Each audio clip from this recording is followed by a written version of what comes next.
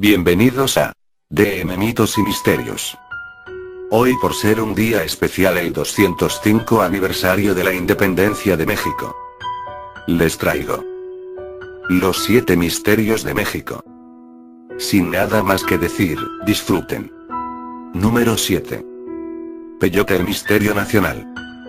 Desde que el antropólogo, y posterior brujo, Carlos Castaneda publicó sus Enseñanzas de Don Juan, los conceptos chamán y mexicano se hicieron sinónimos. Castaneda explicaba en sus libros, gracias al peyote, un cactus alucinógeno local, y a la pericia del indio yaqui Don Juan Matus, su percepción de la realidad se alteró iniciáticamente para siempre. A partir de ese instante, desde todo el mundo viajaron hasta el país curiosos y estudiosos, en busca del peyote.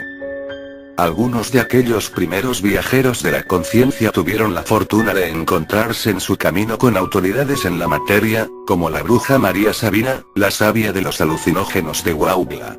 Huautla es una comunidad en la Sierra Mazateca del estado de Oaxaca, donde María Sabina trabajaba con los hongos alucinógenos, y con el peyote, para producir estados alterados de conciencia.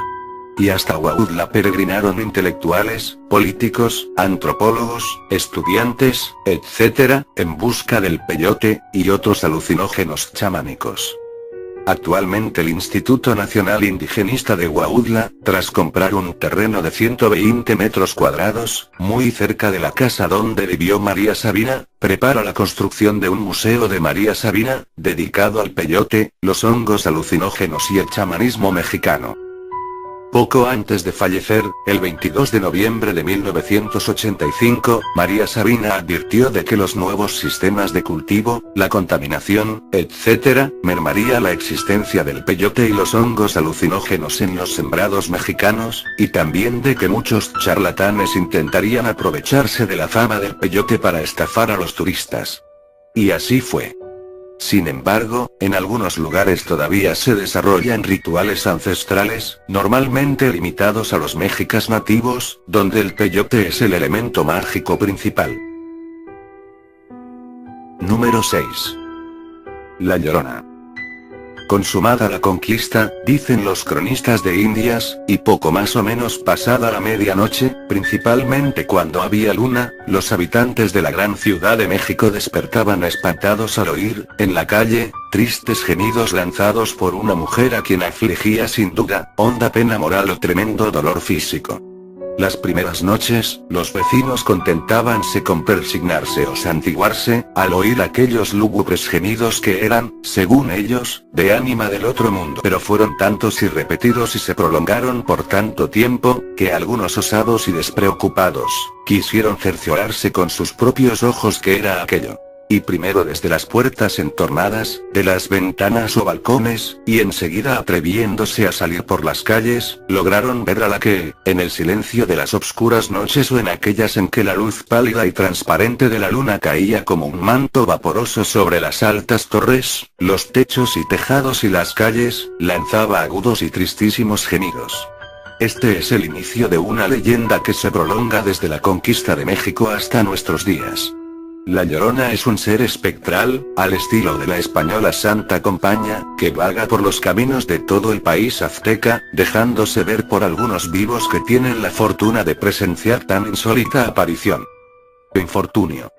La aparición de la Llorona, como otras criaturas espectrales del folclore mexicano, ha contribuido enormemente en la particular concepción que los mexicanos tienen de la muerte y del más allá. Y es que la visión de esa mujer espectral causa un profundo pánico e impotencia a todos los que aseguran haberla visto. DM Mitos y Misterios ha tenido la oportunidad de recoger en diferentes puntos de México testimonios reales, y recientes, de la aparición. Gloria Rosa Pérez, vecina del pueblo de Ameca Ameca, nos narraba así su escalofriante experiencia. Cuando tenía 10 añitos, mi abuela y yo asistimos al velatorio de una vecina. Al volver a casa, por el camino del pueblo Ameca Ameca oímos un ruido y la abuela me dijo que me voltease a ver quién venía, y vi a una mujer vestida de blanco, con el pelo suelto, volando sobre el camino. La mujer volaba hacia nosotros pero no llegó a alcanzarnos en ningún momento. Al llegar junto a un árbol se detuvo y entonces empezó a gritar. Y de pronto desapareció en el aire.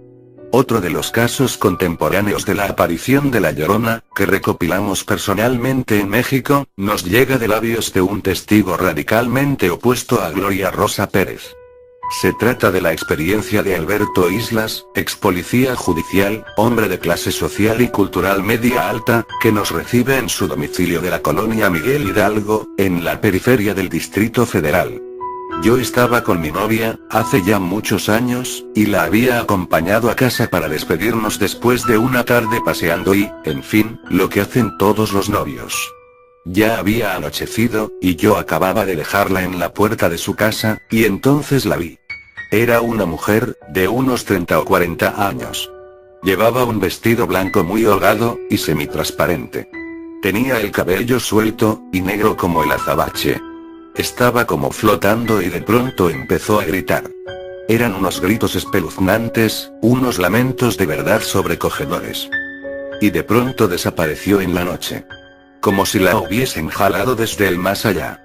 La tradición de La Llorona tiene sus raíces en la mitología de los antiguos mexicanos. Sahagún, en su Historia libro 1, capítulo If, habla de la diosa Cihuacóatl, la cual aparecía muchas veces como una señora compuesta con unos atavíos como se usan en palacio. Decían también que de noche voceaba y bramaba en el aire. Los atavíos con que esta mujer aparecía eran blancos, y los cabellos los tocaba de manera, que tenía como unos cornezuelos cruzados sobre la frente. Nos encontramos, por tanto, ante un episodio viviente, actualizado y totalmente real para sus protagonistas, del antiquísimo folclore mexica hecho carne. Eso sí, carne espectral. Número 5. El Valle de las Luminarias. En mayo de 1607 los españoles fundaban la ciudad del Valle de Santiago. Sin embargo, aquella región, como todas las del México precolombino, existían mucho antes de la llegada de Hernán Cortés. Y lo que hoy es Santiago, era conocido como Camémbaro, que significa País de las Siete Luminarias. Como explica con detalle J.J. Benítez en Mis Enigmas Favoritos, el nombre Camémbaro se debe a los 7 volcanes extinguidos. En realidad son 13, aunque solo 7 importantes que se alzan en un margen de 7 kilómetros cuadrados. En torno a esos 7 volcanes, las 7 luminarias, existen todo tipo de misterios. Ya los cronistas de Indias mencionaron leyendas como la del Chan, un monstruo que supuestamente viviría en una de las luminarias, la alberca, que como las demás ha sustituido la incandescente lava por lagos de aguas profundas. En otros, como Ayuriría, dice la tradición que cambia el color de las aguas poco antes de los terremotos.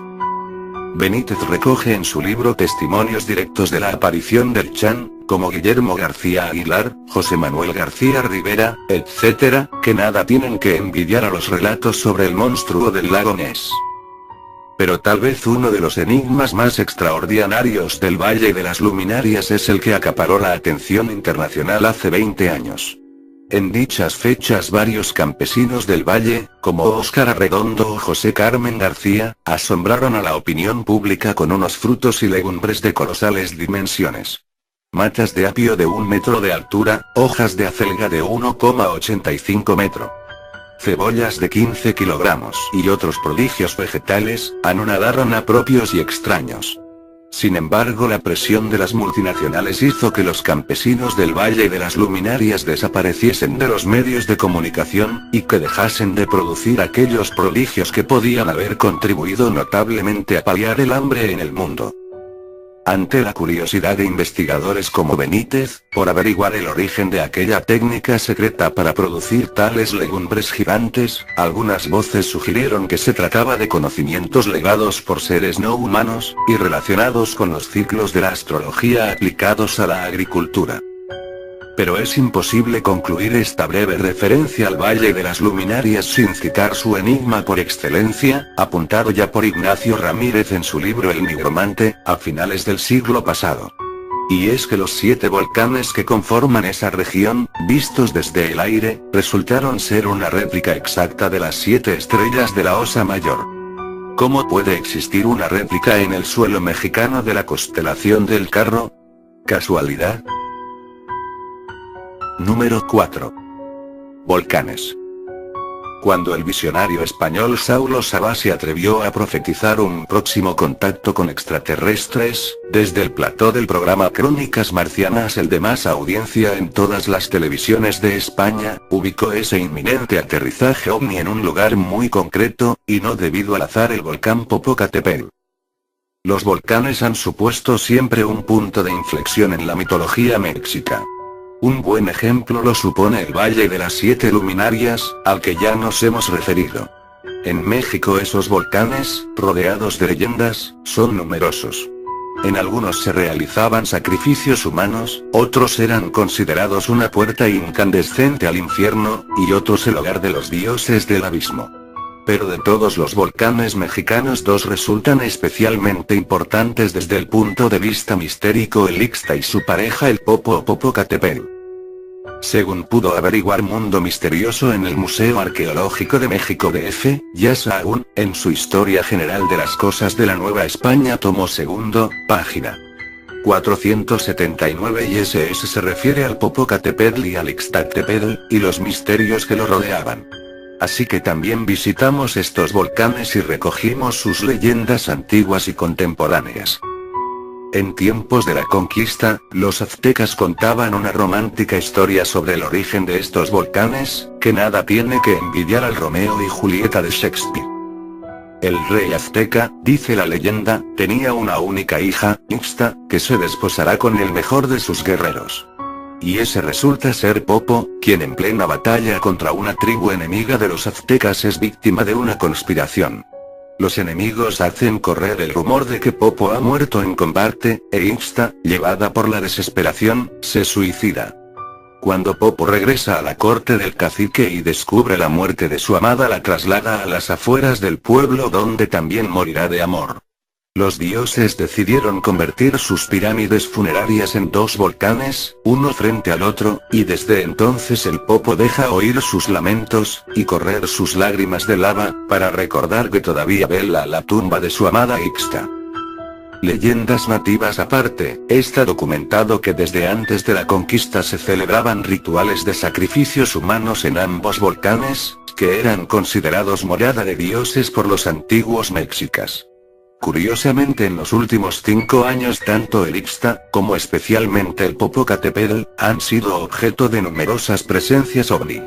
Tanto los observatorios sismológicos, que vigilan atentamente cada sacudida de los volcanes, como los habitantes de los pueblos cercanos a los mismos, afirman escuchar sonidos extraños provenientes del interior, y misteriosas luces sobrevolando los cráteres. Los extraterrestres profetizados por Saulo Sabá no se dejaron ver ante las cámaras de televisión, sin embargo las fotografías de ovnis sobre el Popocatépetl, como sobre otros volcanes mexicanos, cada vez son más. Número 3. Mayas. El 11 de agosto del año 2012 será el día en que regresarán los dioses. Esto al menos es lo que aseguraban los especialistas que han interpretado los grabados de ciertas estelas mayas, conservadas en emplazamientos arqueológicos de Guatemala y México, que DM Mitos y Misterios ha podido visitar. Esta profecía es el ariete de muchos nacionalistas aztecas que, en el inicio del siglo XXI, intentan relanzar la cultura, el idioma, y las tradiciones arrebatadas por los españoles tras la conquista de México. Sin embargo, ni siquiera los descendientes de aquellos mayas tienen muy claro cuál fue el origen de su cultura y, lo que es más inquietante, por qué desapareció su pueblo. Los emplazamientos mayas de la selva del Petén, con Palenque a la cabeza, como los enclaves arqueológicos aztecas, del norte y centro del país, todavía encierran muchos misterios. La arquitectura es uno de ellos. Las colosales construcciones piramidales de Teotihuacán, por ejemplo, poco tienen que envidiar a los recintos funerarios egipcios. DM Mitos y Misterios, por ejemplo, ha tenido la oportunidad de recorrer, en exclusiva, los túneles y galerías subterráneas de algunas de las pirámides mexicanas, cerradas al turismo, descubriendo canales de ventilación probablemente utilizados con fines rituales idénticos a las pirámides faraónicas. Pero otro de los aspectos mistéricos de las construcciones mayas son los rituales mágicos que los sacerdotes mayas continúan haciendo en la actualidad. chamanes como Ricardo Gorila Cervantes permitieron a mistos y misterios asistir a ceremonias ancestrales, heredadas directamente de los sacerdotes mayas, en los templos subterráneos de algunas tumbas y pirámides mayas, que permanecen vetados a los ojos de los turistas.